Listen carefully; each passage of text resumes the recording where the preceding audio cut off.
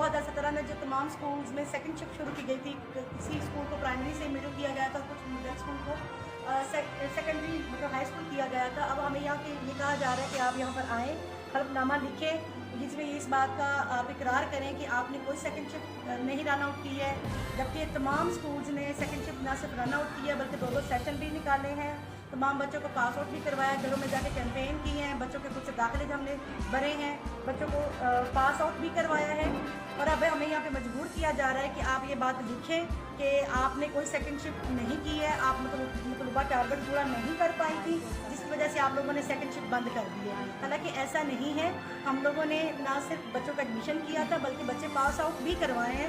एक सेशन नहीं, दो सेशन हम लोगों ने निकाले हैं। तो हम अपने अब अभी हम ये कहा जा रहा है कि जी आप ये कहें कि महकमे के ज़िम्मे कोई वाजिबात नहीं है, जबकि ये हमसे रिकॉर्ड मंगवाया है कि आप अपना जो सेकंड शिफ्ट का रिकॉर्ड है वो जमा कराएं।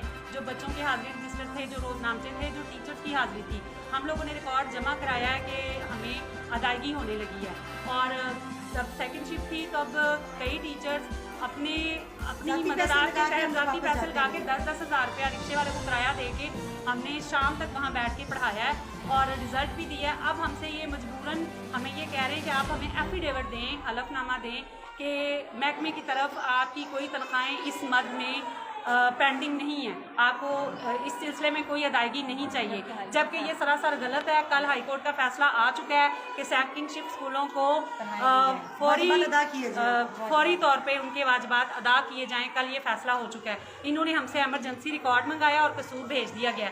अब हमें हमारी हायर अथॉरिटीज़ की तरफ से थ्रेट किया जा रहा है, परेशान किया जा रहा है कि आप हमें खुद से ये लिख के दें कि हमें तनख्वाहों की ज़रूरत नहीं है। अगर आप ये नहीं लिख कर देंगे तो आपको कसूर बुलाया जाएगा और कसूर में वहाँ पर आप ज़बरदस्ती आपसे ना सिर्फ लिखवाया जाएगा बल्कि अच्छी खासी आपकी बेइज्जती भी की जाएगी, आपके खिलाफ महकमाना कार्रवाई जैसे भी वो अपना अभी 10 मिनट के अंदर अंदर यहाँ से बस में हायर करके टीचर्स को बस को हायर करना है, टीचर्स को हेड टीचर एईओज़ वगैरह को सारों को ले जाके कसूर में बुलवाया जाए और अभी वहाँ पे जाके लिखवाया जाए अगर यहाँ नहीं लिखेंगे तो हम सारी इस बात में मुत्फिक हैं कि हमसे लिखवाएं ना, हमें वाजिबात ना दें। इतने सालों से हमें नहीं दिए तो अभी भी ना दें, लेकिन हम लिख के नहीं देंगे। लेकिन जो हमारा हक है वो हम लेंगे।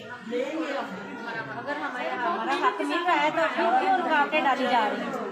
अगर हमारा हक मिल रहा है तो क्यों रुकावटें डाली जा रही है? जब हाई कोर्ट की तरफ से एक ऑर्डर है तो फिर उसको क्यों नहीं पूरा किया जा रहा है? ये 3 साल से केस चल रहा है अदालत में और तमाम टीचर्स ने इसमें मेहनत भी की है ना, कितने टीचर्स ने मेहनत की है जिन्होंने केस दायर किए।